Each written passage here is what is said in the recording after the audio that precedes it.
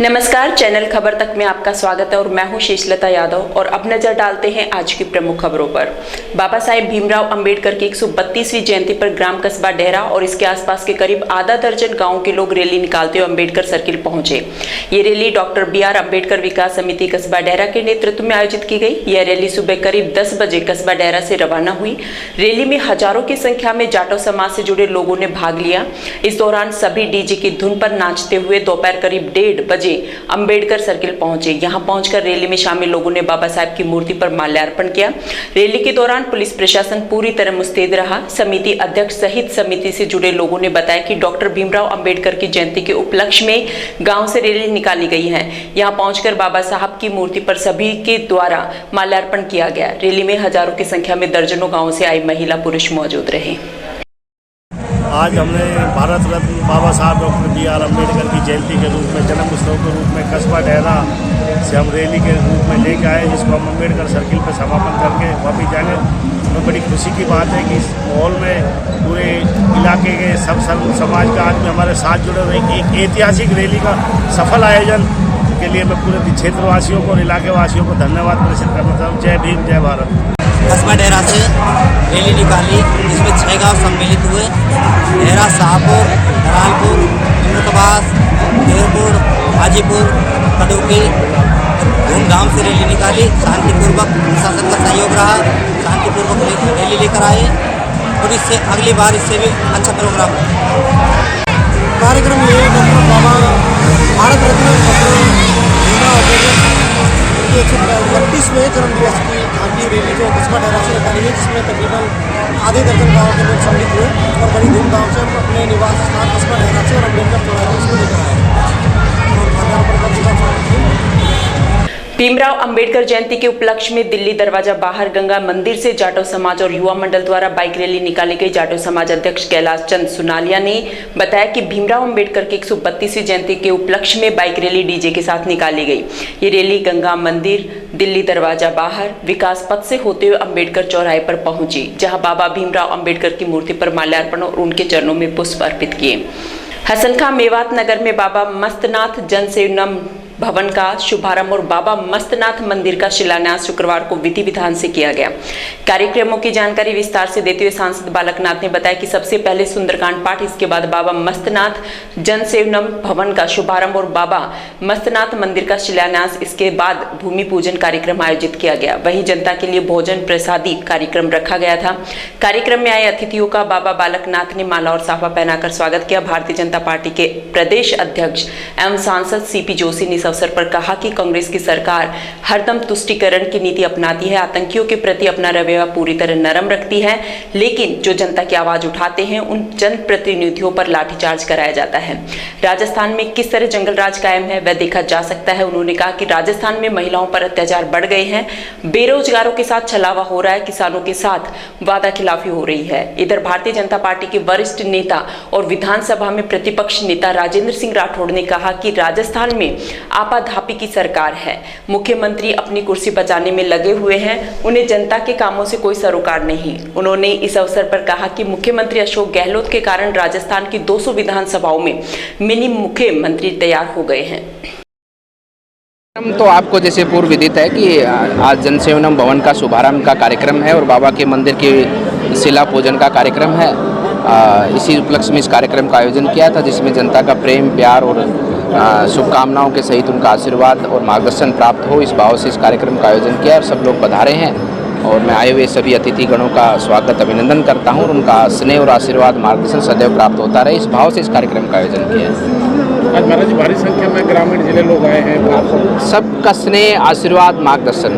आज कौन मुख्य होगा? आप सब देख ही रहे हो, माननीय मंत्री जी गजेंद्र सिंह जी पहुँचे हैं, राजेंद्र राठौड़ जी पहुँचने वाले हैं, CP जोशी जी आ रहे हैं और हमारे विधायक साथीगण भी, जो वरिष्ठ विधायकगण भी, सब, क्योंकि हम तो सेवक हैं, हमें तो सेवा करने का दायित्व तो मिला है और सेवा करना आप सबके मार्गदर्शन में प्राप्त होता रहे, आप सबका अच्छा मार्गदर्शन मिलता रहे तो हमारी सेवा सफल हो जाए।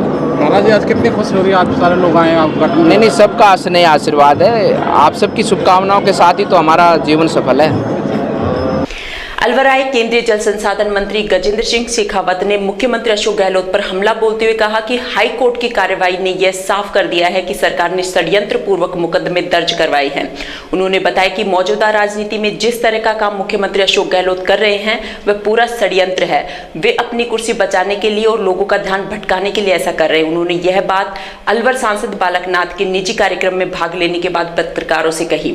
सोसाइटी घोटाले में आरोप नहीं थे तो कोर्ट क्यों गए थे के सवाल पर उन्होंने कहा कि कोर्ट ने स्पष्ट कर दिया है कि सरकार के वकील ने भी जिस तरह की बात की उसे यह भी बात हो गई है कि यह एक चाल थी। किस तरीके से साजिशपूर्ण चरित्र हरण किया गया। उन्होंने आरोप लगाया कि मुख्यमंत्री अशोक गहलोत ने सार्वजनिक मंच पर विधानसभा में मेरे परिवार को टारगेट किया, बिना कारण के मुकदमे दर्ज कराए गए और कोर्ट के निर्णय ने दूध का दूध पानी का पानी कर दिया। मुख्यमंत्री खुद गृह मंत्री हैं, इसलिए पुलिस पर दबाव बनाकर उन्होंने ये काम षड्यंत्र पूर्वक कराया है। राजस्थान में पानी की समस्या को लेकर उन्होंने कहा कि प्रधानमंत्री नरेंद्र मोदी ने पूरे देश में शुद्ध पानी उपलब्ध कराने के लिए एक महत्वाकांक्षी योजना जल जीवन मिशन शुरू किया था, जिसमें प्रत्येक राज्य की आवश्यकता, उपलब्धता और गुणवत्ता को देखते हुए ये योजना लागू की गई थी, जिसके लिए 37,000 करोड़ रुपए बजट का प्रावधान किया गया था।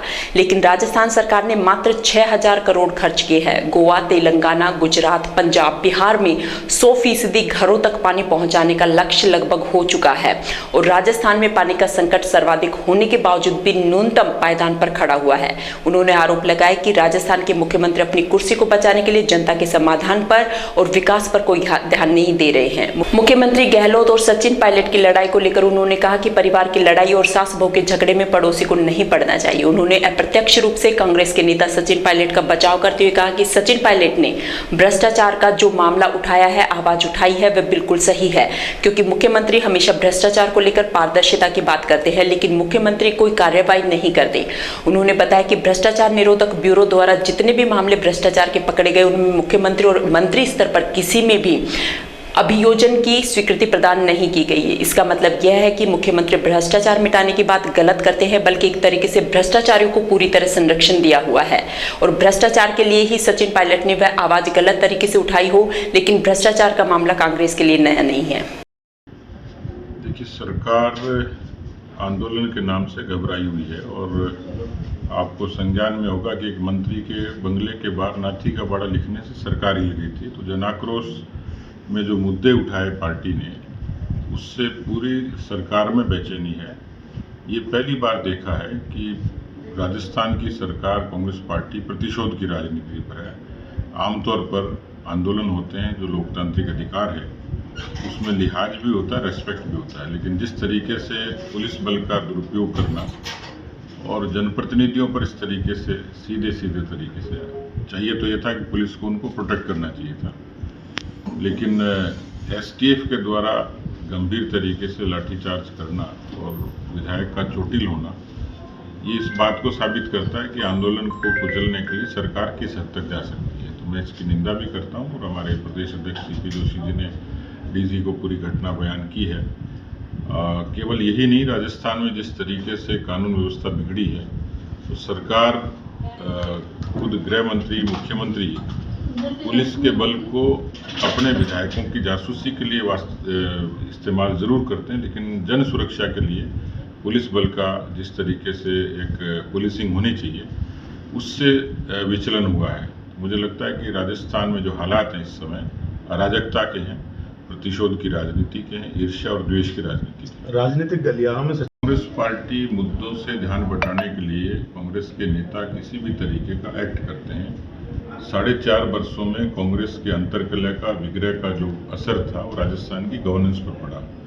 इसलिए मुझे लगता है कि पेपर लीक से लेके, बेरोजगारी से लेके, किसानों की आत्महत्या से लेके बहुत सारे मुद्दे हैं जिस पर कांग्रेस पार्टी के भीतर भी बोलने की आवश्यकता है और बाहर भी। एक महत्वपूर्ण सवाल है कि अतीक अहमद के बेटे को एनकाउंटर कर रहा है योगी जी सरकार पे, क्या कहना चाहेंगे इस बारे में? देखिए, मुझे लगता है कि जिस तरीके से योगी जी ने वहाँ जो कानून का शासन लागू किया है, जिसके कारण वो सत्ता में आए थे, भरोसा दिलाया था कि वो सत्ता में आएंगे तो इस तरीके के अपराधियों पर अंकुश लगाएंगे, उसमें योगी जी ने पूरे आत्मविश्वास के साथ, इच्छा शक्ति के साथ में ये काम किया है। विपक्ष का काम उनके पेट में दर्द होना है, क्योंकि उनको लगता है कि उत्तर प्रदेश जैसे राज्य में दोबारा योगी जी की वापसी होना, ऐसा लगता है कि लंबे समय तक वो शासन करेंगे। इसलिए विपक्ष के लोगों का अपना धर्म है, लेकिन मुझे लगता नहीं कि विपक्ष कहीं एकजुट होकर मोदी सरकार का या योगी सरकार का मुकाबला कर पाए। राजस्थान भाजपा के अंदर जो 15 दिन के अंदर जो फेरबदल हुआ है, ये क्या संकेत देता है? सामान्य प्रक्रिया है, क्योंकि पीढ़ी बदलती है, लोग बदलते हैं और प्रोफाइल बदलता है, तो ये कोई राजनीतिक रूप से पार्टी के भीतर किसी तरीके का कोई नकारात्मक संदेश नहीं। सामान्य प्रक्रिया है, जिस व्यक्ति को जो भूमिका दी गई है उसका सब लोग मिलकर निर्वहन करें, क्योंकि हमारी सबसे पहले जो हमारा एजेंडा है, हमारा जो मिशन है 2023 में कांग्रेस सत्ता से बाहर और भारतीय जनता पार्टी काबिज हो, उसके लिए सब लोग मिलकर काम करेंगे। तो ये कि इसको क्या सोशल इंजीनियरिंग की तरह सोचा जा रहा है? स्वाभाविक है, पार्टी सब समाज की पार्टी, सबको अवसर देगी।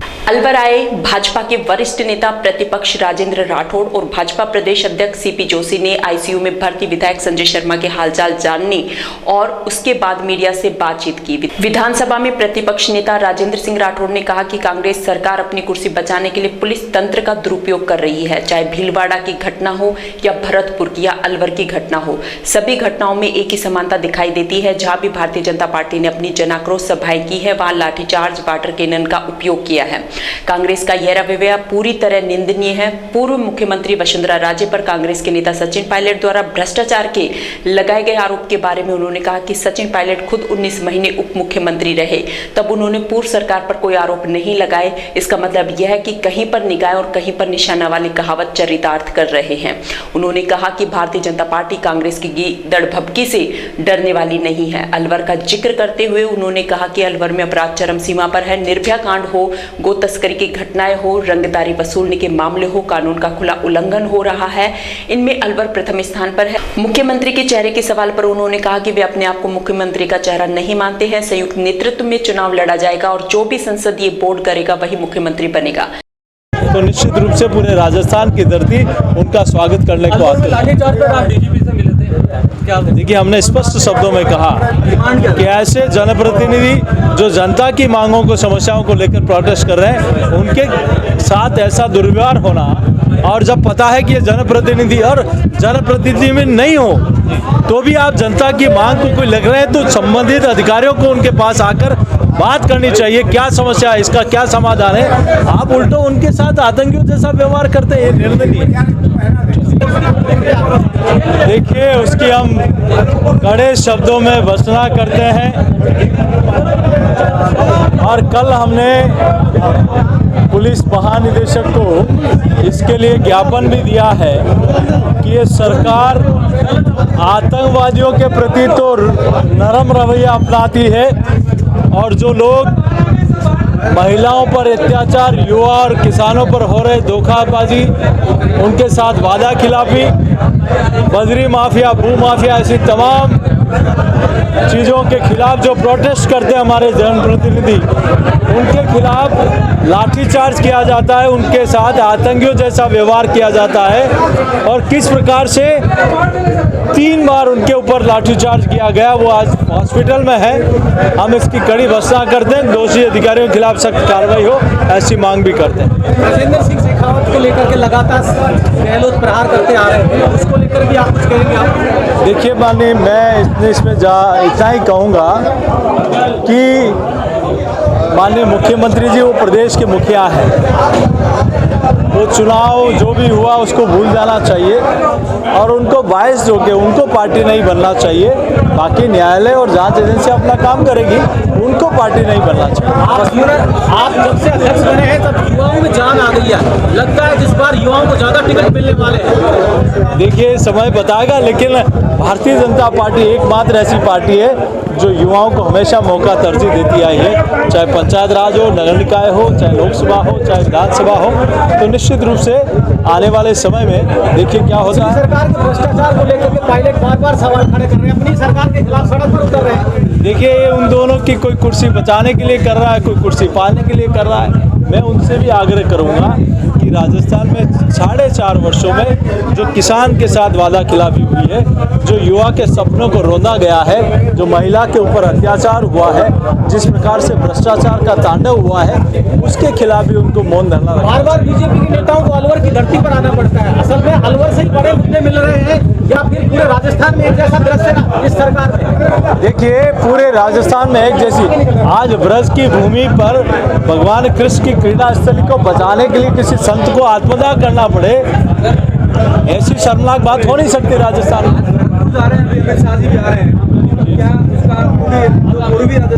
देखिए, पूरे राजस्थान, उधर भरतपुर सभा की नहीं, पूरे राजस्थान के कार्यकर्ताओं में एक नई ऊर्जा का संचार हुआ है कि देश से दुनिया की सबसे बड़ी पार्टी बनाने का जिनके कालखंड में गौरव। धरना दिया गया, लेकिन 4-5 सदस्य के खिलाफ एक लेटर लिखा गया, उसको उठ गया।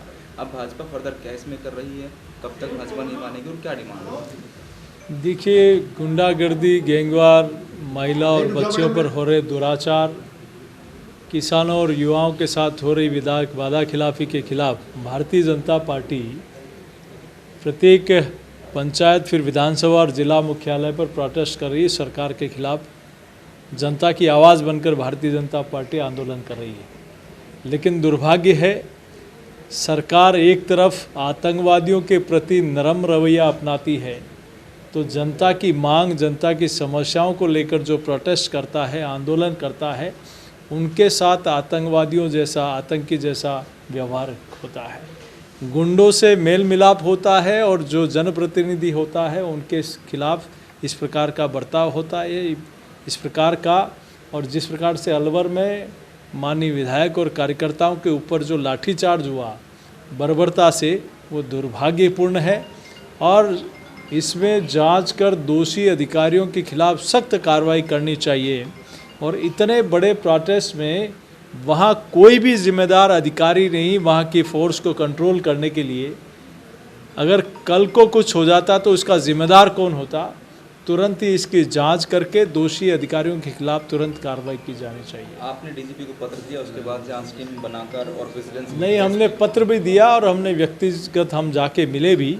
उन्होंने तुरंत एक अधिकारी को इसका जिम्मा दिया है और उन्होंने कहा जल्दी हम इसकी जांच करके दोषी अधिकारियों के खिलाफ जांच करेंगे। अलवर में और बंद की बात हो रही है या फिर राजस्थान में बड़े इस्तेमाल? देखिए, भारतीय जनता पार्टी इसमें देखते हैं कि क्या ये जांच में दूध का दूध और पानी का पानी नहीं होता है, तो भारतीय जनता पार्टी फिर अगला कदम उठाएगी। एक महत्वपूर्ण सवाल है, अलवर में फिर से गौ तस्करी अपने चरम पर आ चुकी है, 4 वारदातें हो चुकी हैं। कल रात, बीती रात्रि भी बड़ी दुर्घटना हुई, क्या कहना चाहेंगे इस पूरे?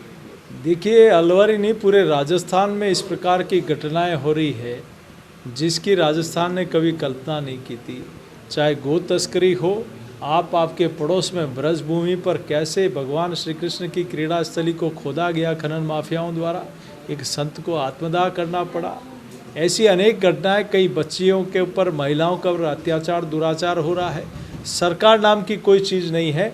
सरकार राजस्थान के मुखिया हैं, उनकी सरकार का काम है सिर्फ अपनी कुर्सी बचाना, इसके अलावा कोई काम नहीं रहा कि जनता कैसे है, किस साल में है, क्या हो रहा है, उससे तनिक भी कोई वो नहीं है। लेकिन अपनी कुर्सी कैसे बचे रहे, अपना कालखंड कैसे पूरा कर ले, इसमें मस्त है वो लोग। कल गृह मंत्री जी आ रहे हैं शायद राजस्थान, किस तरह की शुरुआत होने जा रही है? देखिए, अब राजस्थान की सभी कार्यकर्ताओं का सौभाग्य है कि जिनके नेतृत्व में दुनिया की सबसे बड़ी पार्टी बनने का गौरव भारतीय जनता पार्टी को मिला, ऐसे पूर्व राष्ट्रीय अध्यक्ष और देश के यशस्वी गृह मंत्री राजस्थान की भूमि पर आ रहे हैं। सब कार्यकर्ताओं में उत्साह का वातावरण है। उनका स्वागत करने के लिए, उनको सुनने के लिए सभी कार्यकर्ताओं में एक नई ऊर्जा का संचार हुआ है। चुनाव को लेकर पूर्वी राजस्थान से इस तरह का मतलब केंद्रीय गृह मंत्री आगाज शुरू करेंगे? देखिए, भारतीय जनता पार्टी लगातार संगठन के कार्यक्रम भी और सेवा के कार्यक्रम भी और रचनात्मक कार्यक्रम भी, सिर्फ चुनाव में ही सिर्फ कुछ काम करना ऐसा नहीं। पार्टी सेवाई संगठन को लेकर जब कोई चुनाव सामने नहीं था, फिर भी पार्टी के कार्यकर्ताओं ने कोविड पैंडेमिक में घर घर जाकर सेवा का काम किया, हॉस्पिटल में जाके किया। तो ये संगठनात्मक कार्यक्रम है। तो एक प्रधानमंत्री के दौरे होने जल्दी राजस्थान निश्चित रूप से, अभी दौसा पधारे थे माननीय प्रधानमंत्री जी, उससे पहले मालासेरी आए थे और आगामी दिनों में भी और कार्यक्रम। चूँकि आज राजस्थान में जो भी विकास का काम दिखाई दे रहा है वो नरेंद्र मोदी जी की सरकार के कारण है। तो उन कार्यक्रमों, उन कामों का, उन विकास कार्यों का उद्घाटन माननीय प्रधानमंत्री जी के हाथों होना है। विफलताओं को छुपाने के लिए अब पुलिस तंत्र का बेजा इस्तेमाल कर रही है। अब तक चाहे भीलवाड़ा हो, चाहे भरतपुर हो और चाहे अलवर हो, जहाँ जहाँ भारतीय जनता पार्टी ने जन आक्रोश सभाओं के माध्यम से सरकार का विरोध किया, वहाँ या लाठी चली या वाटर कैनन चली। पुलिस का ये रवैया निश्चित तौर पर निंदनीय है। हम इसमें पीछे हटने वाले नहीं हैं। सरकार ने अगर कोई कार्रवाई नहीं की तो निश्चित तौर पर भारतीय जनता पार्टी इस आंदोलन को तेज करेगी। हम इनके इस गीदड़ भभकी से डरने वाले नहीं हैं। अलवर एक ऐसा इलाका बन गया जहां हर सप्ताह कहीं न कहीं नया निर्भया कांड आकार लेता है। गो तस्करी और जर्जर कानून व्यवस्था और रंगदारियां वसूल करने में अलवर का इलाका आजकल चर्चाओं में है। कानून व्यवस्था जर्जर है, सरकार की विफलता सामने है और सरकार का अंतर्द्वंद सरकार को तो ले डूबेगा ही, परंतु इसके साथ साथ जो अराजकता का वातावरण बना है, भारतीय जनता पार्टी इसको लेकर लंबी लड़ाई लड़ रही है। अब खंदक की लड़ाई हमने चालू कर दी। आप नेता प्रतिपक्ष बने हैं, उसके बाद एक सिनेरियो क्लियर हुआ है। अभी जो वर्तमान में पोजीशन आ रही है, केंद्रीय गृह मंत्री जी भी आ रहे हैं, अब भाजपा किस चेहरे और मोहरे पर चुनाव लड़ेगी? भारतीय जनता पार्टी संगठन नीत पार्टी है। हमारे यहाँ अध्यक्ष भी एक व्यक्ति नहीं, एक इंस्टीट्यूशन होता है, जिस इंस्टीट्यूशन के साथ हम सब लोग मिलकर काम करते हैं। इसलिए हमारा चेहरा विश्व के सबसे लोकप्रिय नेता नरेंद्र मोदी जी का चेहरा है, हमारा निशान कमल का निशान है। और बाकी निर्णय करने के बारे में जब उचित निर्णय होगा तो हमारा संसदीय दल बोर्ड बैठ के निर्णय करेगा। अभी हम बिल्कुल संयुक्त नेतृत्व में, सामूहिक नेतृत्व के भाव से इस कांग्रेस के कुशासन का अंत करने के संकल्प के साथ आगे बढ़ रहे हैं। और कल भरतपुर संभाग की हमारी बड़ी सभा भी है। आपने सीएम के रेस खुद को हार बताया था? नहीं, मैंने सोचा भी नहीं और निश्चित तौर पर मैं एक कार्यकर्ता हूँ और कार्यकर्ता के रूप में सर, एक महत्वपूर्ण सवाल था ये सचिन जी, मैं सब उनका समर्थन करूंगा जिसका संसदीय बोर्ड तय करेगा। ये जो सचिन पायलट जी 19 महीने तक उप मुख्यमंत्री रहे। उस दरमियान में दर्जनों कैबिनेट की बैठक हुई, विधानसभा चली, सदस्य विधानसभा के भी रहे, एक बारी भी एक शब्द भी पूर्ववर्ती सरकार पर बोले नहीं। अब वो निशाना कहीं लगा रहे हैं और निगाहें कहीं लगा रहे हैं, कंधा इस्तेमाल करना चाहते हैं। राजस्थान की जनता भी समझती है माथुर आयोग का क्या हुआ, और मैं समझता हूं कि अगर वो अपनी सरकार के भ्रष्टाचार को देखते, बिजली खरीद हो, कोयला खरीद हो, फर्नीचर खरीद हो, जल जीवन मिशन में पाइप खरीद हो, और जिस प्रकार की आपाधापी और जिस प्रकार की लूट और झूठ की सरकार चल रही है, उसके बारे में निगाह डालते तो ज़्यादा ठीक था। अभी सर ये जो कोविड आ गया, गहलोत जी फिर, क्योंकि आप स्वास्थ्य मंत्री रहे हैं, तो क्या पॉलिटिकल कुछ होने जा रहा है क्या कोविड को लेकर? देखिए, कोविड के अंदर तन्हाई में रहना पड़ता है और राजस्थान के मुख्य हमेशा तन्हाई में ही रहे हैं। जनता के बीच में जाते हैं तो सरकारी तंत्र के माध्यम से जाते हैं। इसलिए ये तो कोविड से ग्रसित तो ये सरकार रही है, और जब तक इसकी विदाई नहीं होगी, जब तक ये कोविड रवाना नहीं होगा, इसका वैक्सीनेशन हमने तैयार कर लिया। भारतीय जनता पार्टी इसका वैक्सीनेशन है। एक अच्छा प्रकल्प प्रारंभ किया यहाँ के सांसद महोदय ने, जनता की सेवा को समर्पित इस भवन को, और मैं इनको कह रहा हूँ कि अब जन संघर्ष के दिन है। इस चूँकि अलवर के अंदर जिस प्रकार बर्बर लाठीचार्ज हुआ है और यहाँ के शहर के विधायक को घायल किया गया है, सरकार को आने वाले समय में और सरकार के इशारों पर बर्बरता करने वालों को इसकी भरपाई करनी पड़ेगी। आज राजस्थान के अंदर जब सरकार अपने अंतिम पायदान में है, तब इनको महंगाई राहत की याद आई है। 4 साल 4 महीने तक सरकार को महंगाई राहत की याद नहीं आई। इन्होंने जन घोषणा पत्र में ये लिखित में वादा किया था कि हम महंगाई के विरुद्ध में कारगर योजना बनाएंगे, और अब वोट की फसल काटने के लिए ये प्रयास कर रहे हैं। आज जिस प्रकार की अराजकता है, और विशेष तौर पर अलवर के इस इलाके के अंदर जिस प्रकार के कानून व्यवस्था की धज्जियां उड़ रही है, आज यहाँ गैंगस्टर जिस प्रकार की प्रोटेक्शन राशि वसूल कर रहे हैं, और पूरी पुलिस कानून व्यवस्था के नाम पर माफियों के सामने एक तरह से शरणागत हुई है। यहाँ वो जगह है जहाँ जिला कलेक्टर भी पैसा लेते गिरफ्तार होते हैं। भ्रष्टाचार की भट्टी में राजस्थान जल रहा है। भारतीय जनता पार्टी अब खंदक की लड़ाई के मूड में है। और हम सब लोगों ने मिलकर अभी जिस प्रकार के जन आक्रोश की सभाएं की है, निश्चित तौर पर उसमें लोग आ रहे हैं और मैं समझता हूं कि सरकार और सरकार को की ए और बी टीम खुद इस सरकार को अस्थिर करने में लगी है। सचिन पायलट जी ने अपना पायलट ऑटो मोड में उड़ा रखा है। वो कहाँ लैंड करेगा, कब लैंड करेगा, ये समय बताएगा। पर अंतर्विरोध से प्रारंभ हुई सरकार में अंतहीन अंतर्विरोध जारी रहा और इसका भुगतान राजस्थान के लोगों ने भुगता। अभी मुख्यमंत्री जी ने हमारे केंद्रीय मंत्री जी पर बड़े आरोप लगाए थे संजीवनी के नाम पर। कल उच्च न्यायालय के निर्णय ने स्पष्ट कर दिया कि केंद्रीय मंत्री का कहीं नामो निशान नहीं है, कहीं अभियुक्त नहीं है और मुख्यमंत्री जी के विरुद्ध में इन्होंने जो मानहानि का दावा कर रखा है, अब उसकी परिणति भी ठीक आएगी।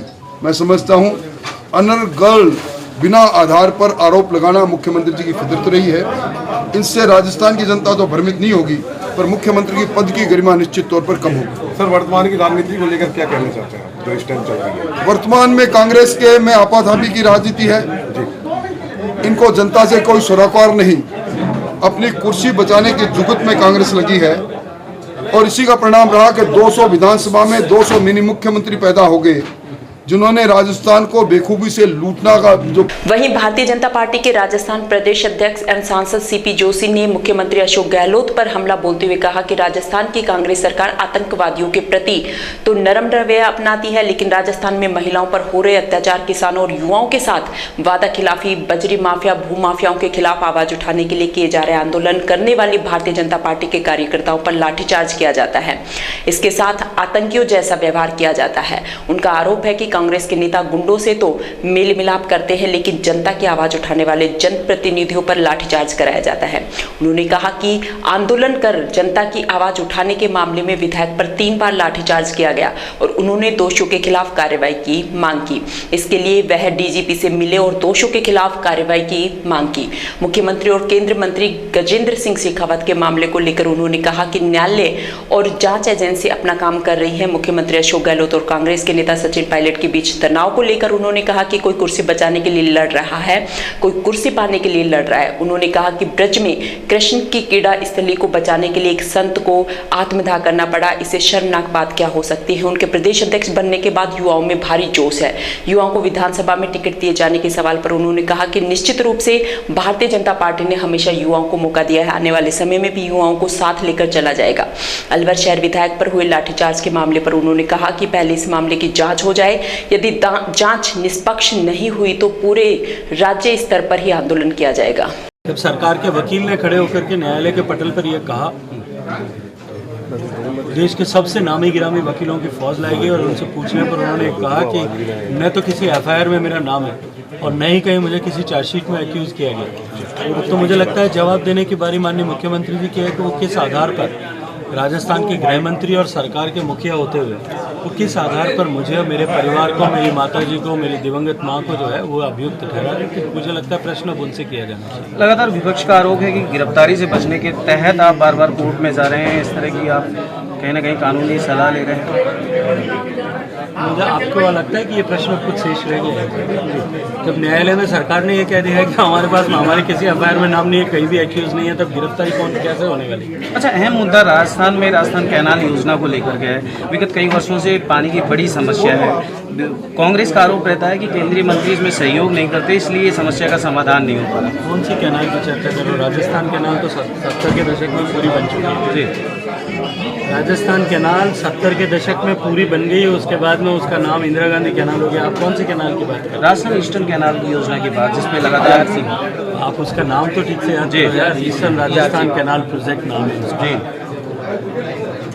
13 जिलों में पीने का पानी, 2 लाख हेक्टेयर रकबे की सिंचाई और 80,000 हेक्टेयर रकबे का स्टेबलाइजेशन, इसको लेकर के एक योजना राजस्थान की वसुंधरा राजे सरकार ने बनाई थी।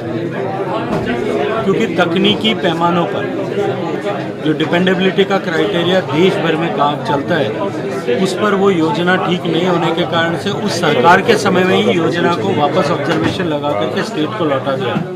राजस्थान सरकार अपनी जिद पर अड़ करके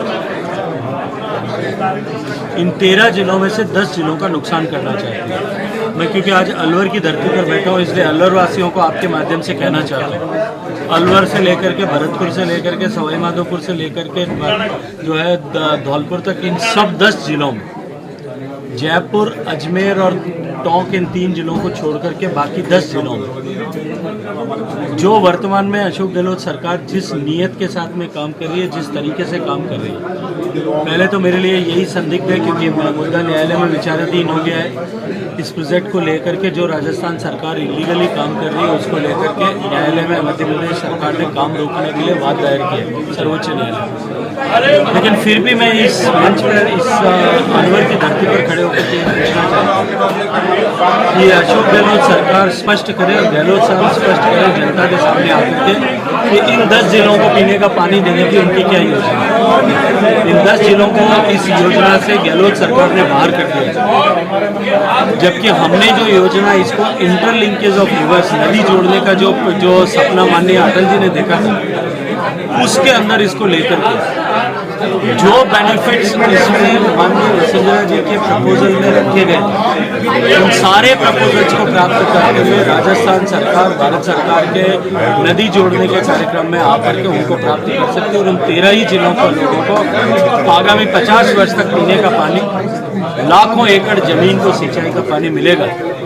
लाखों लोगों के सूखे कंठ और प्यासे खेतों पर राजनीति करने का काम आप जो अशोक गहलोत साहब कर रहे हैं, समय आने पर इसकी सजा राजस्थान की जनता। जिला एथलेटिक संघ की ओर से शुक्रवार को इंदिरा गांधी स्टेडियम में जिला स्तरीय सीनियर पुरुष व महिला वर्ग की एथलेटिक्स प्रतियोगिता आयोजित की गई, जिसमें दौड़ सहित अन्य एथलेटिक्स प्रतियोगिताओं में जिले भर से आए करीब 225 पुरुष और महिला खिलाड़ियों ने भाग लिया। एथलेटिक्स संघ अध्यक्ष कैप्टन उमराव सैनी ने बताया कि प्रतियोगिता में 100, 200, 400 और 1500 मीटर सहित विभिन्न प्रकार की दौड़ों सहित discus throw, javelin throw, long और हाई जंप की प्रतियोगिता आयोजित की गई हैं। इन प्रतियोगिताओं में विजयी रहने वाले खिलाड़ी 12 और 13 मई को चूरू जिले में आयोजित होने वाली राज्य स्तरीय प्रतियोगिता में अलवर जिले का प्रतिनिधित्व करेंगे। राजस्थान और अलवर फुटबॉल एसोसिएशन की ओर से 77वीं राज्य स्तरीय फुटबॉल प्रतियोगिता 15 अप्रैल से इंदिरा गांधी स्टेडियम में आयोजित की जाएगी। जिला फुटबॉल संघ के सचिव मानवेंद्र सिंह ने बताया कि प्रतियोगिता कार्यक्रम के मुख्य अतिथि पूर्व केंद्रीय मंत्री भंवर जितेंद्र सिंह और उद्योग मंत्री शकुंतला रावत होंगे। प्रतियोगिता में Rajasthan police, Jodhpur football academy सहित प्रदेश भर की 30 टीमें भाग ले रही हैं। प्रतियोगिता के सभी मैच इंदिरा गांधी स्टेडियम और RR कॉलेज खेल मैदान पर खेले जाएंगे। इस प्रतियोगिता में चयनित खिलाड़ी ऑल इंडिया फुटबॉल फेडरेशन द्वारा आयोजित संतोष ट्रॉफी में राजस्थान राज्य का प्रतिनिधित्व करेंगे। जिला एथलेटिक्स संघ के तत्वावधान में आज जिला एथलेटिक्स सीनियर पुरुष और महिला का आयोजन किया जा रहा है। इस प्रतियोगिता में जिन बच्चों का भी सिलेक्शन होगा, वो बच्चे 12-13 मई चूरू में जो राजस्थान स्टेट सीनियर स्टेट हो रहा है, उसमें बच्चे हिस्सा लेंगे। आज काफ़ी करीब 250 बच्चों ने इसमें भाग लिया। अभी इसके अंदर 100 metre, 200 metre, 400 metre, 800 metre, 1500 metre, 3000 metre steeplechase, 5000 metre, 10,000 metre, 110 metre hurdle और 400 मीटर हेडल और एक 20 किलोमीटर रेस वॉक का तो ट्रैक इवेंट का आयोजन किया जा रहा है। और उसके बाद में जो फील्ड इवेंट हैं उसमें long jump, triple jump, high jump और ये होगा। और थ्रो के अंदर जवलिन थ्रो, डिस्कस थ्रो और हैमर थ्रो, सब हाँ ये प्रतियोगिता होगा। ये इन सभी इवेंटों के अंदर यहाँ से 11 तारीख को चूरू के लिए टीम जाएगी। शहर में गो तस्करों का आतंक फिर से शुरू हो गया है। बीती रात गो तस्कर खुलेआम 8 गायों को पिकअप में भरकर ले गए, लेकिन पुलिस को सूचना के बाद भी हालात ये थे कि पुलिस की नाकेबंदी पूरे शहर में कहीं दिखाई नहीं दी। जिन गो पालकों ने गो तस्करों की गाड़ी का पीछा किया तो गो तस्करों ने इन्हीं गो पालकों को कुचलने का प्रयास किया। पुलिस नियंत्रण कक्ष में रात को सूचना देने के बाद भी किसी भी प्रकार की नाकेबंदी दिखाई नहीं दी। गो तस्कर गायों को किस तरह भरकर ले जा रहे हैं, इसका CCTV फुटेज भी सामने आया है। पुलिस की लापरवाही से गोपालकों में भारी आक्रोश है। उन्होंने चेतावनी दी है कि अगर पुलिस गंभीर नहीं हुई और गो तस्करी की घटनाएं इसी तरह होती रही तो किसी दिन कोई बड़ा हादसा संभव है। हालांकि 7 दिन पहले ही पुलिस को यह इनपुट मिल गया था कि अलवर शहर में गायों की तस्करी हो सकती है। हरियाणा सहित आसपास के तस्कर सक्रिय हैं। गोपालक मोहन गुर्जर और भूपेंद्र सिंह ने बताया कि रात को चाची का फोन आया कि कुछ लोग तुम्हारी गायों को लेकर जा रहे हैं। रात 2 बजे गो तस्कर आए और उन्होंने अपनी गाड़ी को गोपाल टॉकीज के सामने खड़ा किया और 4 गायों और उनके घर में बंदी गायों को खोल कर ले गए। 3-4 गायों को गोपाल टॉकीज के पास से भरा और एक गाय को मन्निका बड़ के पास से भरा। जैसे ही उन्हें इसका पता चला तो इन लोगों ने गो तस्करों का पीछा किया और स्कीम नंबर 2 स्थित बैकुंठ धाम मंदिर तक पहुंचे। यहाँ पर इनकी गो तस्करों से झड़प भी हुई। इन्होंने तुरंत पुलिस को सूचना दी। इसके बाद गो तस्करों ने इन्हें अपनी पिकअप से कुचलने का प्रयास किया, जिसमें वे बाल बाल बच गए। इसके बाद गो तस्कर गलियों से होते हुए फरार हो गए। अगर रात को पुलिस वाले होते तो निश्चित रूप से गो तस्करों को पकड़ा जा सकता था। यहाँ उल्लेखनीय है कि अलवर शहर में हर साल गो तस्करी की घटनाएं होती। सड़कों पर घूमने वाली एवं घरों के बाहर बंधी हुई गायों को गो तस्कर खोल कर ले जाते हैं। गोपालकों और गो तस्करों की कई बार झड़प भी हुई है। इसके बावजूद भी अलवर पुलिस बिल्कुल भी गंभीर दिखाई नहीं देती है। ऐसा लगता है कि पुलिस भी कोई बड़ी घटना घटित होने का इंतजार कर रही है। रात को करीबन 2 बजे की बात है। हमारी चाची है जो रात को बाहर आई थी, उन्होंने हमको फोन किया। रात को हमारी गली में से ही 4 गाय तो गली में से ले गए वो, और 3-4 गाय गोपाल टाकिज के बाहर रोड पे से भरी है उन्होंने, और एक मन्नी के बड़ से भरी है गाय। हमने उनका पीछा किया, हमको गाड़ी मिल भी गई थी। हमने उसके पीछे पीछे स्कीम 2 पहुंच गए।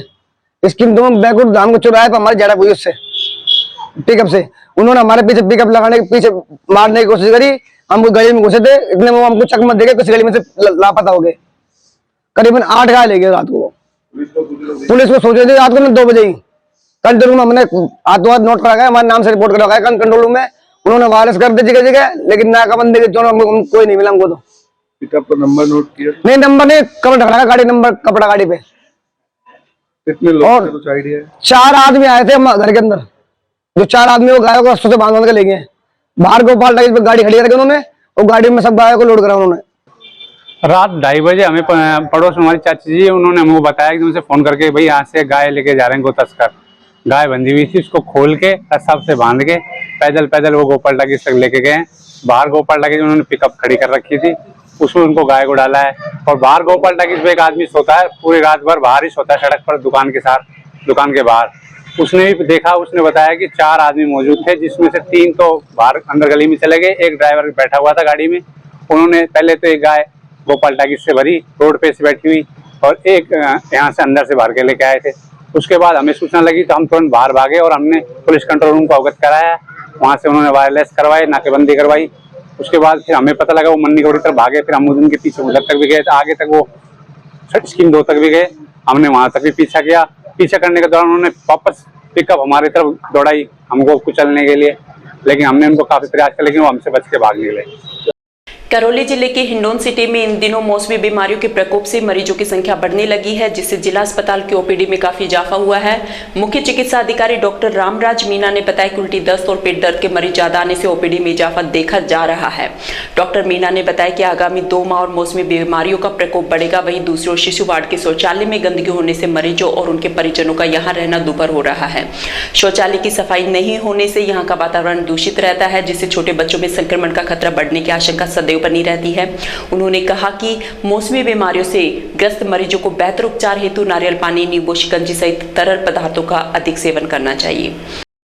मैं बताना चाहूँगा कि सबसे पहले ये अभी टेम्परेचर जैसे बढ़ने लगा है धीरे धीरे, इसी के साथ जैसे मौसम में बदलाव आया है उसके हिसाब से पेट दर्द है, उल्टी दस्त है, ऐसे पेशेंटों की संख्या काफ़ी बढ़ी हुई है।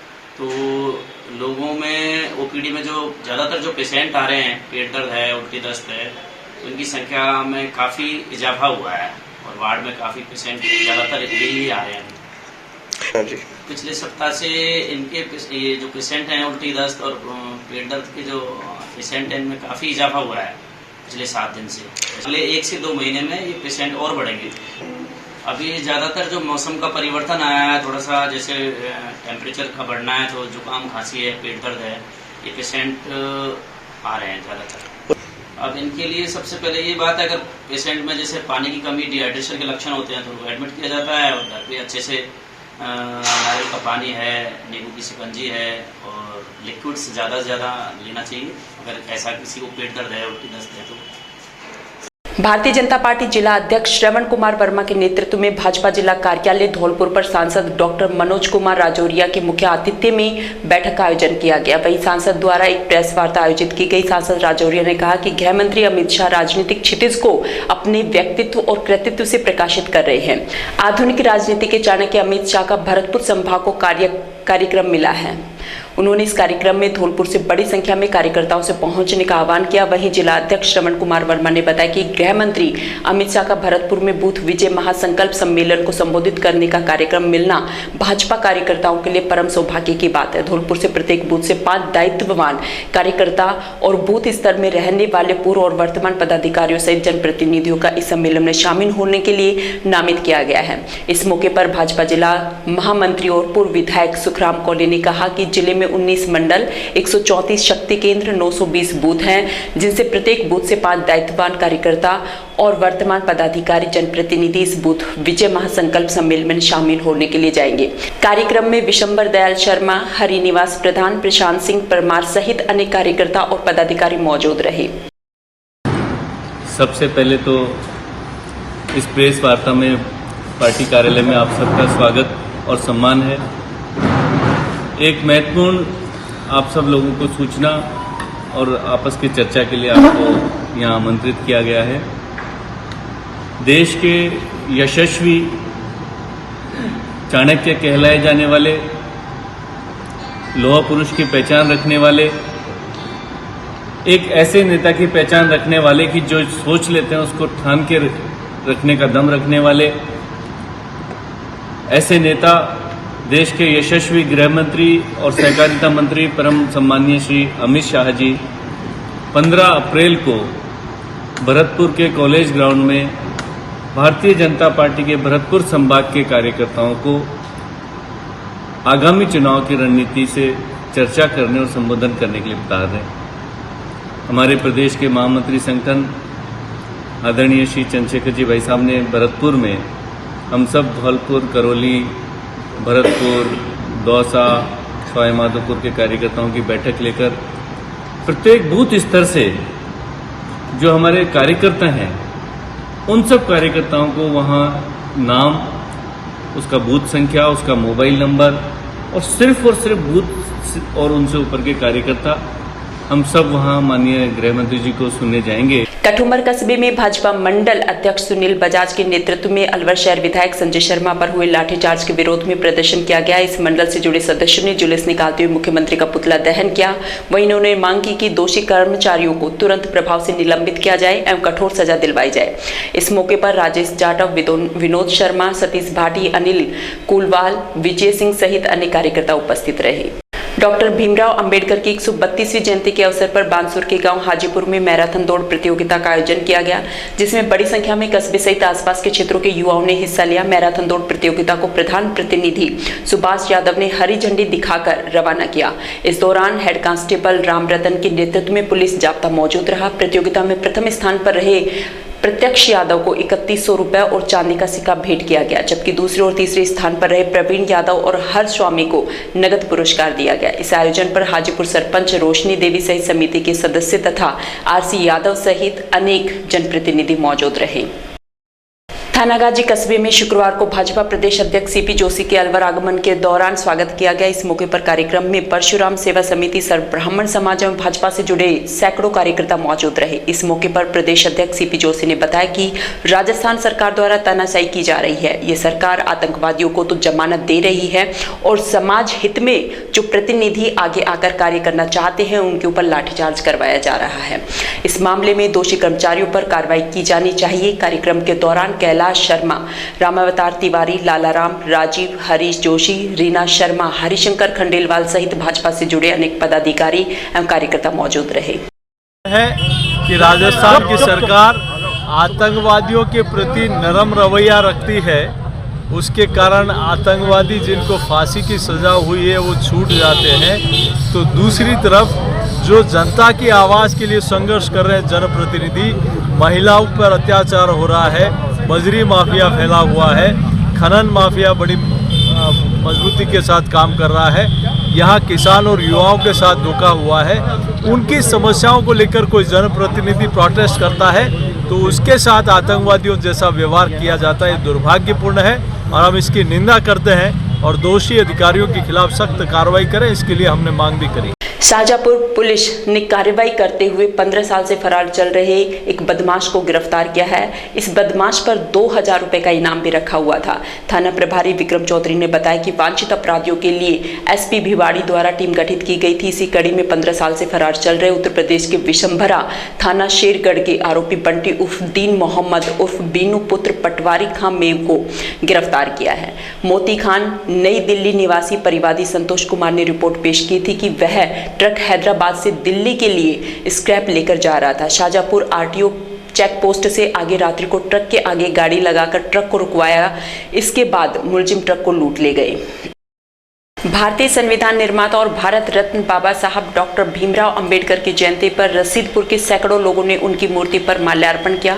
इस दौरान भुवनेश त्रिवेदी ने बाबा साहब के विचार लोगों के सामने रखे। उन्होंने कहा कि देश के विकास से पहले अपनी बुद्धि के विकास की आवश्यकता है। बाबा ने कहा था कि मैं किताबों में बसता हूँ, शोषण से मुक्ति चाहते हैं तो पढ़ें और आगे बढ़े। इस मौके पर गांव के हरिकिशन, कालूराम योगी, रतिराम मीना, डॉक्टर प्रेम इंसा, देवी सहाय सहित समस्त लोगों ने बाबा साहब के चरणों में पुष्प अर्पित किए।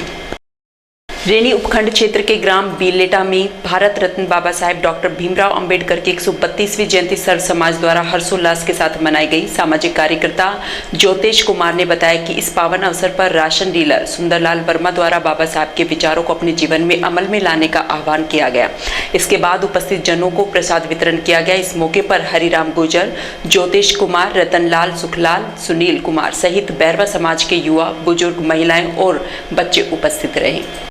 रेणी उपखंड क्षेत्र के ग्राम पंचायत बिलेटा में भागवत कथा का आयोजन किया जा रहा है। वहीं इससे पूर्व शुक्रवार को प्रमुख मार्गों से 101 कलशों के साथ में यात्रा निकाली गई। वहीं कथा स्थल पर 21 अप्रैल को विशाल भंडारे का आयोजन किया जाएगा। कार्यकर्ता शिवशंकर ने बताया कि श्रीमद् भागवत कथा का आयोजन ईश्वरी बाबू, नंदकिशोर और संतोष शर्मा के परिवार द्वारा किया जा रहा है। रेणी तहसील के ग्राम पंचायत गढ़ी सवाईराम में भारत रत्न बाबा साहेब भीमराव अंबेडकर की 132वीं जयंती धूमधाम के साथ मनाई गई। कार्यक्रम से राजू बैरवा ने बताया कि सुबह ठिकड़िया मोहल्ले से बाबा साहेब की विविध प्रकार की झांकियों के साथ नगर भ्रमण के बाद अंबेडकर पार्क पर यात्रा को विराम दिया गया। इस दौरान कार्यक्रम की अध्यक्षता स्थानीय सरपंच भारती बैरवा द्वारा की गई। इस मौके पर मौजूद गणमान्य लोगों द्वारा बाबा साहेब की जीवनी पर प्रकाश डालकर सदमार्ग पर चलने का सुझाव दिया गया। रैली में झांकड़ा, सहरा, मुकुंदपुरा, मंगल सिंह खेड़ा, बैठका कला सहित आसपास समाज के दर्जनों लोग मौजूद थे। खैरतल में स्थानीय जाटो समाज की ओर से भारत रत्न बाबा साहब भीमराव अंबेडकर की 132वीं जयंती शुक्रवार को मनाई गई। समाज अध्यक्ष राजेंद्र रसगोनिया ने बताया कि सुबह 10 बजे अंबेडकर भवन से विशाल शोभा यात्रा निकाली गई। ये शोभा यात्रा अंबेडकर सर्किल होती हुई अंबेडकर भवन पहुंचकर संपन्न हुई। शोभा यात्रा में जाटो समाज के महिला, पुरुष और युवाओं ने बढ़ चढ़कर हिस्सा लिया। रैली में पुलिस व्यवस्था का पुख्ता इंतजाम देखने को मिला। इस दौरान किशनगढ़ बास, डीएसपी जयप्रकाश बेनीवाल और खैरतल थाना अधिकारी अंकिश कुमार महज जाप्ते व्यवस्थाएं संभालते हुए नजर आए। समाचारों में वक्त हो चला है अब एक छोटे से ब्रेक का। आप देखते रहिए खबर तक।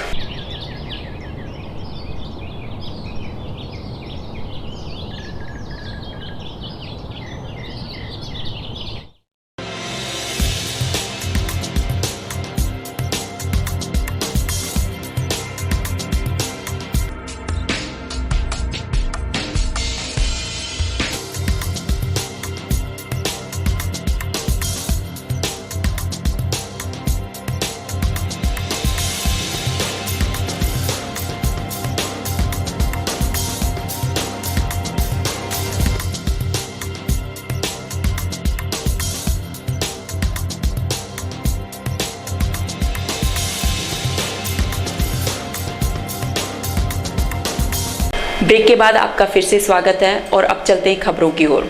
लक्ष्मणगढ़ कस्बे के लीली रोड पर मीना फकीर मोहल्ले में करीब 40 वर्षों से लगे ट्रांसफार्मर को विद्युत निगम द्वारा दूसरी जगह पर लगाने के विरोध में गुरुवार को ग्रामीणों ने विरोध प्रदर्शन कर नाराजगी प्रकट की।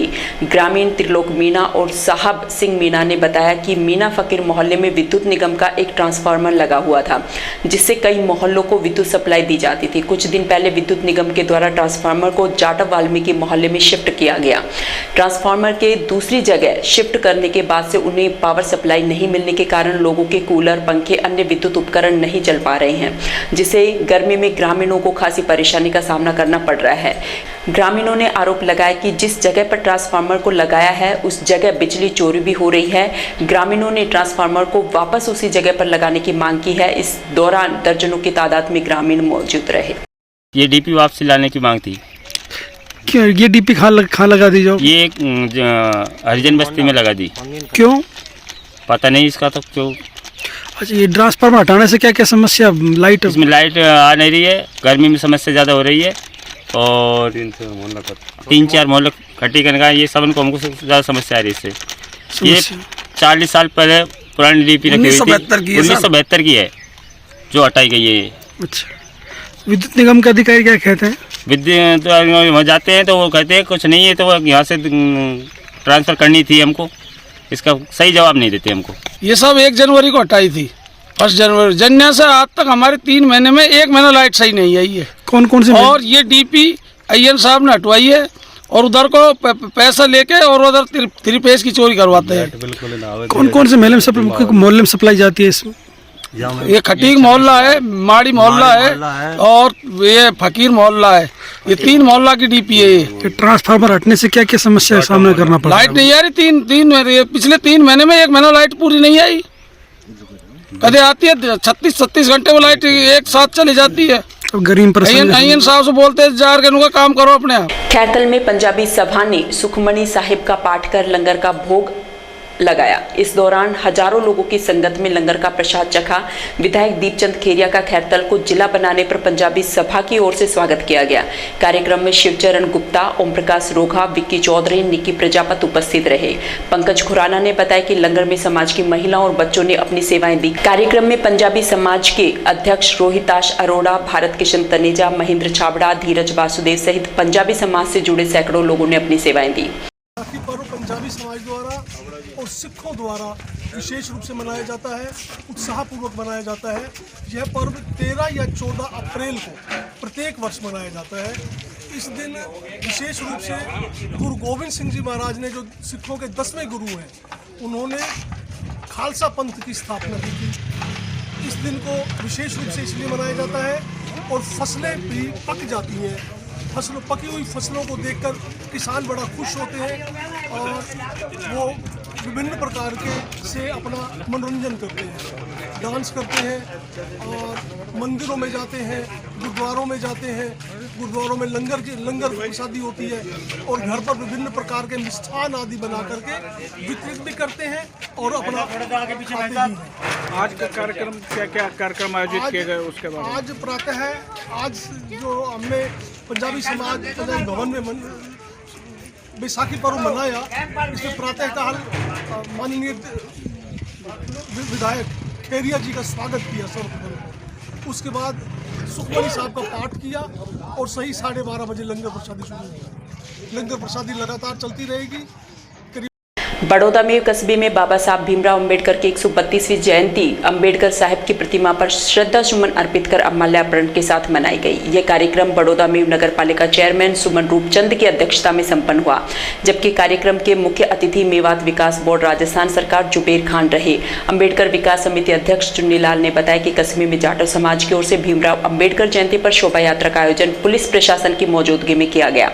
ये शोभा यात्रा कस्बे की नई कॉलोनी, मेन बाजार, अलवर भरतपुर रोड होते हुए वापस अंबेडकर कॉलोनी पर संपन्न हुई। कार्यक्रम के दौरान सभी अतिथियों का साफा बंधन और माला पहनाकर सम्मान किया गया। आज कस्बा बड़ौदा में बाबा साहब भीमराव अंबेडकर की 132वीं जयंती मनाई गई। कमेटी द्वारा भव्य आयोजन किया गया, जिसमें अंबेडकर सर्किल से लेकर पूरे बाजार में, बस स्टैंड से लेकर रतनकुंज कॉलोनी होकर भव्य झांकियां और रैली के रूप में निकाली गई, जिसमें समस्त ग्रामवासियों का महत्वपूर्ण सहयोग रहा, प्रशासन का महत्वपूर्ण सहयोग रहा। तहसीलदार साहब, थाना इंचार्ज, मैं जाब्ते पूरी रैली और झांकियों में मौजूद रहे, जिस कारण से शांतिपूर्ण तरीके से भव्य बाबा साहब की जयंती का आयोजन किया गया, जिसमें मुख्य अतिथि के रूप में आदरणीय श्री जुबैर खान जी, अध्यक्ष मेवात विकास बोर्ड रहे। वे क्षेत्र के सभी सरपंच गण मौजूद रहे, समस्त जनप्रतिनिधि मौजूद रहे और बाबा साहब की जो जीवनी है उस पर महत्वपूर्ण प्रकाश डाला गया। किशनगढ़ बास कस्बे में भारत रत्न बाबा साहेब डॉक्टर भीमराव अंबेडकर की 132वीं जयंती पर लोगों का सैलाब उमड़ पड़ा। इस दौरान कस्बे सहित आसपास के हजारों युवाओं द्वारा विशाल एवं ऐतिहासिक रैली निकाली गई। इस दौरान चारों तरफ नीले झंडों और नारों से वातावरण गुंजायमान हो गया। बाइक रैली और झांकियों का आयोजन भीमसेना जिला अध्यक्ष कमल सिंह के नेतृत्व में किया गया। ये रैली ग्राम बासड़ा बाईपास स्थित अंबेडकर चौक से प्रारंभ होकर कस्बे के मुख्य मार्गों से होती हुई दशहरा मैदान पहुंचकर संपन्न हुई। इस मौके पर बाईपास स्थित विधायक कार्यालय पर नवीन खेरिया के नेतृत्व में पुष्प वर्षा की गई तथा रैली में शामिल लोगों को मीठा जल पिलाया गया। इसके बाद दशहरा मैदान में बाबा साहेब भीमराव अम्बेडकर की जयंती का समारोह आयोजित किया गया। कार्यक्रम के मुख्य अतिथि विधायक दीपचंद खेरिया रहे, जबकि अध्यक्षता प्रधान बीपी सुमन ने की। कार्यक्रम के विशिष्ट अतिथि के रूप में पूर्व विधायक रामहित यादव, सतीश सिंघल, सिमरत कौर, राम यादव, रामकिशन पाहट सहित अनेक गणमान्य लोग मौजूद रहे। कार्यक्रम को संबोधित करते हुए मुख्य अतिथि खेरिया ने कहा कि बाबा साहेब डॉक्टर भीमराव अंबेडकर के दिए मूल मंत्र का हम सभी को अपने जीवन और समाज में अपनाना चाहिए। कार्यक्रम को संबोधित करते हुए विशिष्ट अतिथि पूर्व विधायक रामहित यादव ने कहा कि भारत सरकार ने बाबा साहेब के जन्म दिवस को सार्वजनिक अवकाश घोषित किया है। वहीं सिमरत कौर ने कहा कि बाबा साहब के मूल मंत्रों को औपचारिक नहीं करना बल्कि इनको अपनी रोज की कार्यशैली में अपनाना पड़ेगा। इस मौके पर पूर्व प्रधान विनय व्यास, राजकुमार पायला, अमित चौधरी, ओम शंकर वर्मा, दौलत भारती, जुबेर अलवरी सहित समिति सदस्य एवं हजारों लोग मौजूद रहे। नौगावा कस्बे में सभी समाज बंधुओं ने अपने अपने क्षेत्रों में एकजुट होकर समाज के बुजुर्गों के साथ आदरणीय बाबा साहब भीमराव अंबेडकर की जयंती धूमधाम से मनाई। भारत रत्न बाबा साहेब भीमराव अंबेडकर की 132वीं जयंती के अवसर पर नौगावा भीमराव अंबेडकर शिक्षा समिति के नेतृत्व में हजारों युवाओं और मुकेश कुमार सांवरिया द्वारा बाइक रैली निकाली। इस मौके पर मनीष शर्मा, रिया, बुद्ध सिंह, खेमचंद, सुनील टांक, राजू वर्मा, नेतराम वर्मा, जीतू सांवरिया, भीम सिंह चेतीवाल सहित सैकड़ों की संख्या में ग्रामीण मौजूद रहे। आज नौगावा तहसील में बाबा साहब अम्बेडकर की बहुत ही धूमधाम से जयंती मनाई गई, जिसमें काफ़ी रैलियाँ टीम के महान जैसे भी जो महान हमारे थे उनकी रैलियाँ निकाली गई और सारे जो भी जितने भी हमारे बरादरी हैं सारा सबका सहयोग मिला और बहुत ही धूमधाम से मनाई गई। 2,500 आदमियों से हमारा बहुत बड़ा एक रैली समाप्त हुआ और सभी ने जल व्यवस्था, फ्रूट्स व्यवस्था और जैसी जिससे व्यवस्था की व्यवस्था हुई उन्होंने हमारे लिए। गोविंदगढ़ कस्बे में संविधान निर्माता बाबा साहेब डॉक्टर भीमराव अंबेडकर का जन्मदिन अंबेडकर पार्क में मनाया गया। इस बार उनकी 132वीं जयंती मनाई गई। डॉक्टर अंबेडकर की जयंती पर उनके जन कल्याण के लिए किए गए अभूतपूर्व योगदान को याद किया जाता है। डॉक्टर अंबेडकर की जयंती के उपलक्ष्य में भाजपा नेता सुखवंत सिंह अंबेडकर पार्क पहुंचे, जहां बाबा साहब की प्रतिमा पर माल्यार्पण किया और बाबा साहेब के आदर्शों पर चलने का आह्वान किया। इस मौके पर कस्बे में रक्तदान शिविर का आयोजन किया गया। दोपहर में कस्बे के बाजारों में शोभा यात्रा निकाली गई। इसके बाद अंबेडकर पार्क में कार्यक्रम का आयोजन किया गया, जिसके मुख्य अतिथि मेवात विकास बोर्ड के चेयरमैन जुबेर खान रहे। इन्होंने बाबा साहब की जीवनी पर प्रकाश डालते हुए समाज के लोगों से उनका अनुसरण करने का आह्वान किया। आज गोविंदगढ़ कस्बे में हमारे सभी समाजों द्वारा बाबा साहब की 132वीं जन्मोत्सव मनाया जा रहा है। उसी संदर्भ में आज हम सभी कस्बे वासियों ने बाबा साहब को माल्यार्पण कर उनके प्रतिमा का से आशीर्वाद लिया और ये जो आज हम सभी नेता बने घूम रहे हैं ये सब बाबा साहब की देन। उनके वोट के अधिकार से ही आप लोगों के सम्मान से हमें ये दर्जा मिला है और मैं तो बाबा साहब का सम्मान इसलिए भी अधिक से अधिक करता हूँ कि इन्होंने बिल्कुल जो निचली पंक्ति पर खड़े व्यक्ति है उसको भी अपना अधिकार दिया। ये तो पहले आप देखते थे कि राजा के पेट से ही अगला राजा पैदा होता था, तो ये अधिकार जो वोट का अधिकार है, हमारे संविधान में हर एक को समानता का अधिकार है, शिक्षा का अधिकार है, मेडिकल का अधिकार है, वो सारे हमें बाबा साहब की देन है, संविधान की देन है। तो आज उनकी जन्म जयंती है 132वीं, उस पर मैं सबको हार्दिक शुभकामनाएं देता हूँ और सबको यही प्रार्थना करता हूँ, निवेदन करता हूँ कि आप बाबा साहब के बनाए गए पद चिन्हों पर चलें, जिससे कि समाज में भाईचारा बना रहे। बाबा साहब को लेकर राजनीति बहुत ज़्यादा गरमाई हुई है, गरमा जाती है। अक्सर देखा जाता है कि बाबा साहब माना जाता है कि दलित उनको ज़्यादा मानते हैं और राजनीति इसका भरसक प्रयास लेती हैं इसका क्रेडिट लेने का। आप क्या कहना चाहेंगे बाबा साहब जैसी एक महान शख्सियत जो सभी के एक नेता हैं या सबके मानने वाले हैं, संविधान उन्होंने भारत को दिया था, उनके ऊपर राजनीति होनी चाहिए? बिल्कुल ये गलत है, ये छोटी ऊँची मानसिकता का प्रतीक है। जो अच्छे लोग हैं, अच्छे सामाजिक लोग हैं, चाहे वो राजनीतिक हैं या सामाजिक कार्यकर्ता हैं, वो इस चीज़ से दूर हैं। बाबा साहब सभी के हैं, उस सब में सभी जातियों में उनका सम्मान है और बहुत बड़ा सम्मान है। इसको राजनीति से ऊपर उठकर लेना चाहिए। ये जो अगर राजनीति बाबा साहब को ऊपर करते हैं तो मेरे हिसाब से बहुत गलत। जन आक्रोश महाघेराव में अलवर शहर विधायक संजय शर्मा के ऊपर लाठीचार्ज करने वाले एसटीएफ के जवानों पर कार्यवाही करने की मांग को लेकर राजगढ़ में मुख्यमंत्री के नाम नायब तहसीलदार को ज्ञापन सौंपा गया। ज्ञापन में बताया कि भारतीय जनता पार्टी की ओर से जन आक्रोश रैली अलवर में शांतिपूर्ण तरीके से चल रही थी, जिसमें मीडिया कर्मी जन आक्रोश रैली की कवरेज कर रहे थे। उनके ऊपर एसटीएफ द्वारा अभद्रता और लाठीचार्ज किया गया। इस दौरान जब शहर विधायक संजय शर्मा और ओम प्रकाश शर्मा बीच बचाव करने लगे तो एसटीएफ पुलिस कर्मियों ने विधायक संजय शर्मा और ओम प्रकाश शर्मा पर लाठीचार्ज कर दिया, जिसकी ब्राह्मण समाज घोर निंदा करता है। सरकार से उनकी मांग है कि शीघ्र अतिशीघ्र दोषी अधिकारियों और एसटीएफ के पुलिस कर्मियों को निलंबित किया जाए। अलवर में जब कलेक्ट्रेट का घेराव था तो शांतिपूर्ण घेराव चल रहा था और जब ये बात हुई कोई हम ज्ञापन देने आए हैं, उनका कोई अधिकारी भी ज्ञापन लेने नहीं आया प्रशासन का, और हमको भी अंदर जाने नहीं दे रहे थे। उसी जद्दोजहद में एसटीएफ के जो पुलिसकर्मी हैं उन्होंने श्री अश्विनी यादव जी सरकार है उनके ऊपर लाठीचार्ज किया। उसको बचाने के लिए हमारे शहर विधायक श्री संजय शर्मा जी आ गए तो उन्होंने उन पर भी लाठीचार्ज किया। फिर एक कार्यकर्ता है ओम प्रकाश जी शर्मा, एक कार्यकर्ता हो रहा है अश्विनी यादव जी, इन सबको चारों को घेर करके एसटीएफ ने पुलिस ने बर्बरतापूर्वक लाठीचार्ज किया, जिसके विरोध में हम सबने माननीय केंद्रीय मंत्री अर्जुन मेघवाल जी आए थे, प्रदेश महामंत्री श्री भजनलाल शर्मा जी आए थे उस कार्यक्रम में, और हमारे जिले के सभी नेता उसमें उपस्थित थे।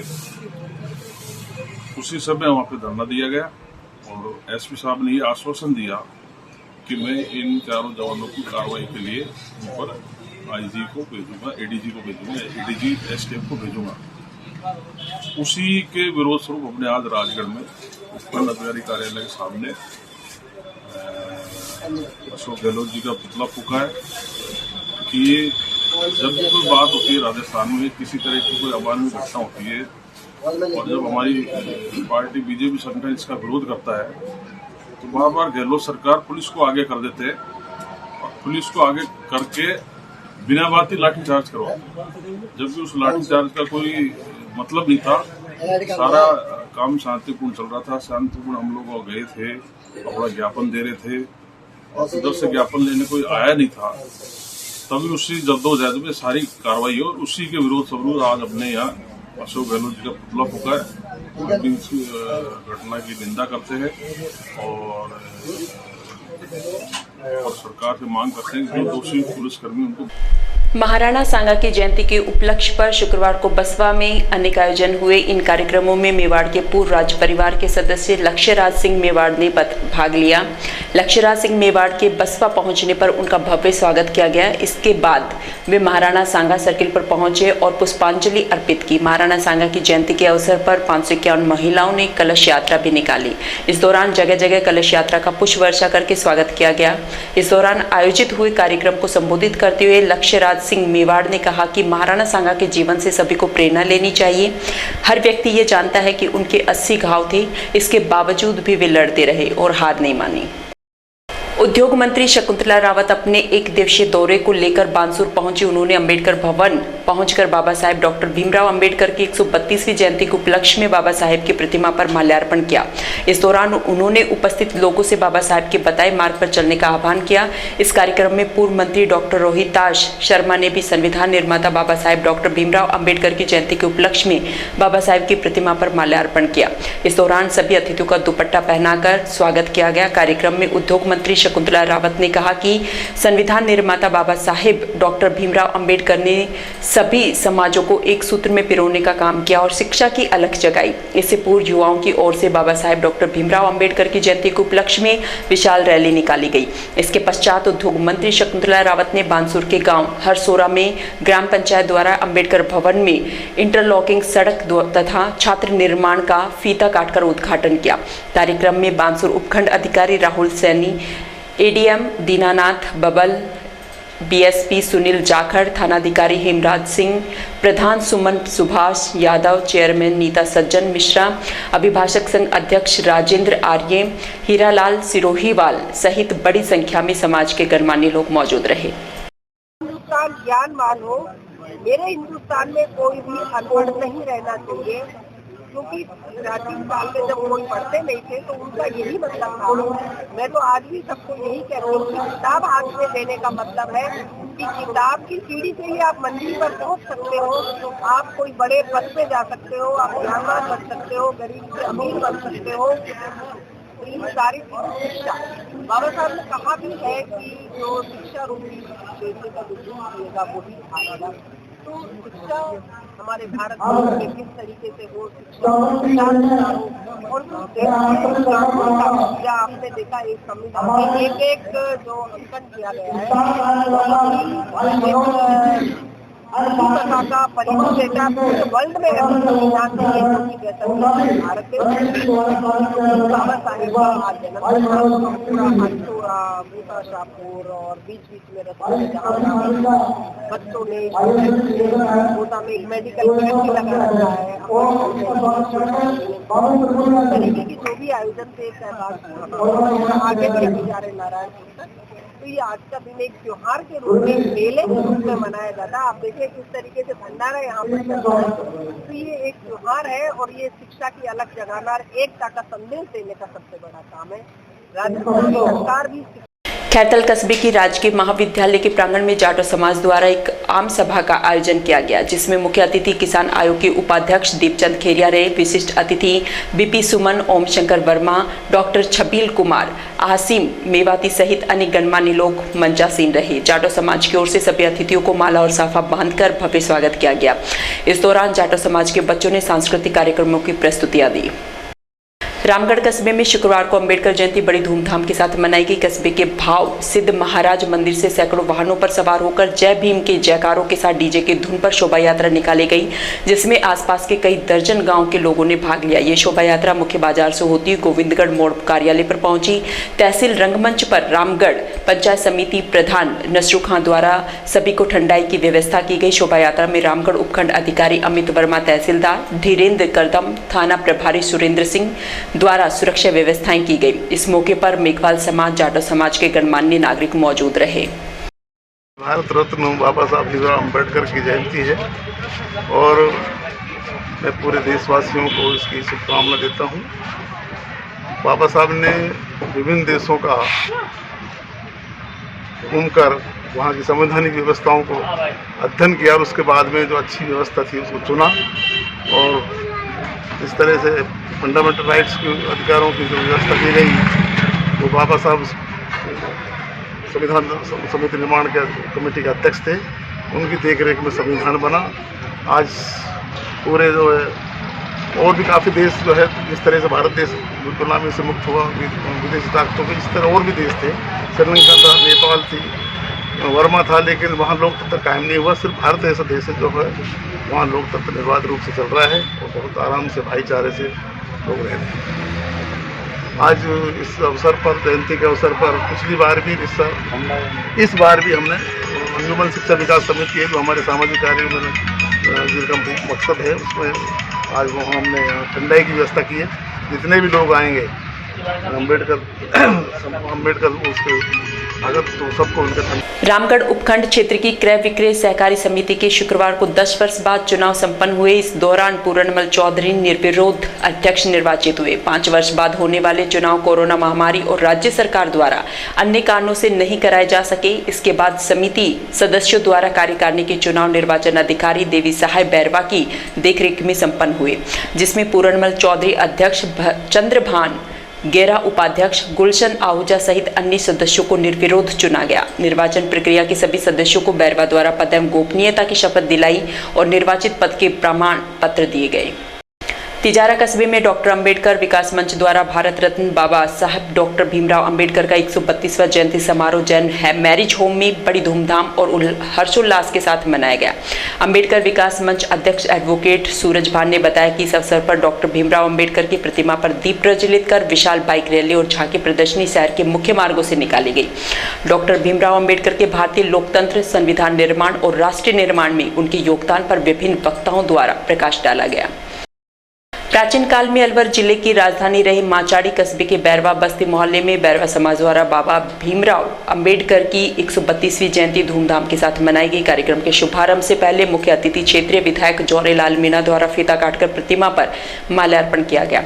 विधायक जौहरी लाल मीणा ने कहा कि संविधान निर्माता बाबा साहेब भीमराव अंबेडकर के अथक प्रयासों ने भारतीय समाज में दलितों और पिछड़ों को जगाने में महत्वपूर्ण भूमिका अदा की। इस दौरान निकाली गई रैली का लोगों ने जगह जगह स्वागत किया। इस अवसर पर डेयरी के पूर्व चेयरमैन बन्नाराम मीणा, व्यापार मंडल के पूर्व अध्यक्ष पंडित राजेश शर्मा, रमेश यादव, नागराज शर्मा, किशनलाल बैरवा सहित काफी संख्या में महिला, पुरुष और बच्चे रैली में उपस्थित रहे। उनके साथ बिराजे हमारे पंचायत समिति सदस्य और हमारे पंडित जी यादव साहब और नागरिक बंधु और सम्मानीय मंच सभी ग्रामवासियों, आज आपको जानकारी है और खुशी होनी चाहिए कि बाबा अम्बेडकर की जयंती अपन बड़े उत्साह उल्लास से मनाते हैं और मना जम रहे हैं कि बाबा ने अपने को दिया। जब नहीं अपन ऐसे आदमी है कि निस्वार्थ अपनी सेवा करवाना कोई का नहीं है। बाबा साहब ने कली तो कोई नहीं, पूरे समाज को, चाहे वो ब्राह्मण हो चाहे बनिया, जो गरीब तक है, उनको सबको अपने संविधान में राहत दी है। ऐसी राहत दी है जो आज स्थिति हिंदुस्तान की आर्थिक स्थिति और हिंदुस्तान के हर गरीब तकबा संपन्न है। मेरा आप लोगों से निवेदन है कि एकता और शिक्षा और चिकित्सा, स्वास्थ्य, ये 3 बात यदि इंसान के पास है तो कभी जिंदगी में फेल नहीं हो सकता। स्वास्थ्य के लिए चिकित्सा, यदि स्वास्थ्य सही है, शरीर सही है तो मस्तिष्क भी सही है, मस्तिष्क सही है तो अपना पूरा परिवार सही है, संगठित है। यदि अपना पूरा परिवार, अपना पूरा समाज संगठित है तो कोई भी काम दुर्लभ नहीं है, आसान है। तीसरा, आप शिक्षा बगैर कोई भी समाज आगे तरक्की नहीं कर सकता, ना परिवार कर। शिक्षा एक ऐसी चीज है जो IAS, RAS, डॉक्टर। प्राचीन काल में अलवर जिले की राजधानी रहे माचाड़ी कस्बे में स्थित आश्रम पर एक बैठक का आयोजन महंत माधवदास महाराज के सानिध्य में किया गया। बैठक में मूर्ति, हवन, यज्ञ, भंडारे सहित अन्य कार्यक्रमों पर विस्तार से चर्चा की गई। इस अवसर पर महंत मकसूदन दास त्यागी, रानीमल यादव, दिनेश यादव, रतनलाल सैनी, संजय सैनी, नागपाल शर्मा, प्रेम सैनी सहित अनेक लोग उपस्थित रहे। राजगढ़ कस्बे में भारतीय जनता पार्टी मंडल की ओर से भारतीय संविधान के शिल्पकार भारत रत्न बाबा साहेब भीमराव अंबेडकर की 132वीं जयंती मंडल अध्यक्ष एडवोकेट राहुल दीक्षित की अध्यक्षता में मनाई गई। इस मौके पर जिला उपाध्यक्ष प्रेमनाथ धामानी और जिला महामंत्री एडवोकेट शिवलाल मुख्य अतिथि में मौजूद रहे। राजगढ़ कस्बे में भारतीय जनता पार्टी मंडल की ओर से भारतीय संविधान के शिल्पकार भारत रत्न बाबा साहेब भीमराव अंबेडकर की 132वीं जयंती मंडल अध्यक्ष एडवोकेट राहुल दीक्षित की अध्यक्षता में मनाई गई। इस मौके पर जिला उपाध्यक्ष प्रेमनाथ धामानी और जिला महामंत्री एडवोकेट शिवलाल मुख्य अतिथि के रूप में मौजूद रहे। भाजपा कार्यकर्ताओं ने कस्बे के बस स्टैंड स्थित बाबा साहेब भीमराव अंबेडकर की प्रतिमा पर माल्यार्पण और पुष्पांजलि अर्पित कर बाबा साहेब अमर रहे के नारे लगाए। उसके पश्चात सभा का आयोजन कर उनकी जीवनी पर प्रकाश डाला गया। कार्यक्रम में नगर पालिका अध्यक्ष सतीश दुहारिया, प्रदीप शर्मा, बैनी प्रसाद सैनी, अजय यादव, उदयभान शर्मा सहित अनेक भाजपा कार्यकर्ता मौजूद रहे। ग्राम पंचायत बजेड़ा मुख्यालय से मां केला देवी की पदयात्रा को राजकुमारी गुर्जर ने हरी झंडी दिखाकर रवाना किया। ग्रामीण लोकेश और उदय सिंह ने बताया कि हर वर्ष की भांति इस वर्ष भी केला देवी की पदयात्रा रवाना हुई है, जिसमें सैकड़ों महिला पुरुष श्रद्धालु केला मां के जयकारे लगाते हुए शामिल हुए हैं। वहीं राजकुमारी गुर्जर ने बताया कि इस प्रकार की धार्मिक यात्राओं से समाज में आपसी भाईचारा बढ़ता है। वहीं इस दौरान जितेंद्र, अजब सिंह, धीर सिंह, लोकेश, जयराम, राकेश सहित सैकड़ों महिला पुरुष मौजूद रहे। मुंडावर के समीपवर्ती ऐतिहासिक गांव ततारपुर में डॉक्टर भीमराव अंबेडकर जयंती के उपलक्ष्य में समस्त ग्रामवासियों की ओर से राजकीय उच्च माध्यमिक विद्यालय ततारपुर में रक्तदान शिविर का आयोजन किया गया। सर्वप्रथम समस्त ग्रामवासियों द्वारा भारत रत्न भीमराव अंबेडकर के छायाचित्र पर पुष्प अर्पित कर उन्हें नमन किया गया। शिविर में विभिन्न ब्लड बैंकों की टीम ने अपनी सेवाएं दी। रक्तदान शिविर में 350 यूनिट रक्त एकत्रित किया गया। इस दौरान समस्त ग्रामवासियों और महिलाओं ने भी रक्तदान शिविर में बढ़ चढ़कर हिस्सा लिया। डॉक्टर भीमराव अंबेडकर के जन्म दिवस के अवसर पर भैरोड कस्बे स्थित गरीबनाथ छात्रावास में मेघवाल विकास समिति द्वारा बाबा साहेब का जन्म दिवस मनाया गया। इस अवसर पर अतिथि डॉक्टर शानू राजकुमार यादव, प्रोफेसर गीता सहारे, बस्तीराम यादव सहित अनेक वक्ताओं ने लोगों को संबोधित करते हुए बाबा साहेब के विचारों को ग्रहण करने तथा उनके दिखाए रास्ते पर चलने का आह्वान किया। कार्यक्रम में सामाजिक आजादी के प्रतीक के रूप में हजारों की संख्या में नीले बैलून आकाश में उड़ाए गए। सभी अतिथियों द्वारा 101 किलो का केक काटकर बाबा साहब का जन्म दिवस जोर शोर से मनाया। इस अवसर पर उपस्थित जनसमूह को संबोधित करते हुए डॉक्टर शानू यादव, गीता सहारे ने कहा कि बाबा साहब की स्वीकार्यता हर समाज में बढ़ रही है तथा बाबा साहब मानते थे कि महिलाओं की प्रगति से ही समाज की प्रगति होती है। आज महिलाएं उनके द्वारा दिए गए विचारों को ग्रहण करते हुए हर क्षेत्र में आगे बढ़ रही हैं। वहीं अरुण कुमार जखराना ने मेघवाल विकास समिति को धन्यवाद देते हुए कहा कि 5 साल पहले कोई बहरोड में ऐसे भव्य कार्यक्रम के बारे में सोच नहीं सकता था। वर्तमान में बाबा साहब जन जन की आवाज बन रहे हैं। इस मौके पर समिति सहित विभिन्न गाँवों से बाबा साहब को मानने वाले महिला, पुरुष और गणमान्य नागरिक उपस्थित रहे। आज समाचारों में इतना ही। दीजिए मुझे और मेरी टीम को इजाजत। नमस्कार।